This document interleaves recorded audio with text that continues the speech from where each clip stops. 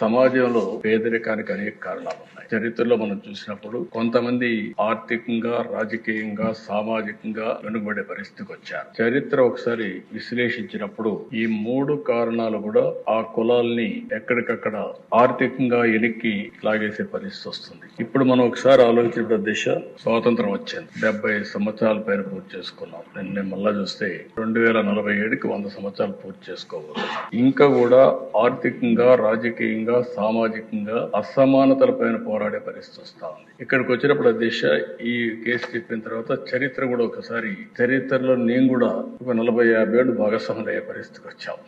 అది కూడా ఒకసారి చూసినప్పుడు దీన్ని ఇటీవల కాలంలో అనేక ఛాలెంజెస్ తర్వాత నేను ఆ చరిత్ర చెప్పేటప్పుడు కూడా చెప్తాను. ఒక తీర్పు ఇచ్చాను. 7 మంది జడ్జెస్ 6+1 తీర్పు ఇచ్చినప్పుడు చాలా స్పష్టంగా రాష్ట్ర ప్రభుత్వాలు ఏ వర్గమైనా సరే వెనకబడిందని భావిస్తే మీరు వర్గీకరణ చేసే అవకాశాలు ఉన్నాయని రాష్ట్రం గాని కేంద్రం గాని అందరికీ మీకు చేసే అవకాశం ఉందని చాలా స్పష్టంగా తీర్పు ఇచ్చారు. దానిపైన 1 మ్యాన్ కమిషన్ వేయడం, గ్రూప్ ఆఫ్ మినిస్టర్స్ ని నియమించడం, వారందరూ ఆలోచించిన తర్వాత మొన్నే కేబినెట్ లో కూడా ఒక నిర్ణయం చేశాం. ఈ నిర్ణయం చేసిన దాని వెనకాల దిశ ఎన్నికలప్పుడు కూడా ఎన్డీఏ కూటమి వర్గీకరణకు కట్టుబడి ఉందని చాలా స్పష్టంగా చెప్పాం. చెప్పిన మాట ఈ రోజు నిలబెట్టుకోవడానికి ఆ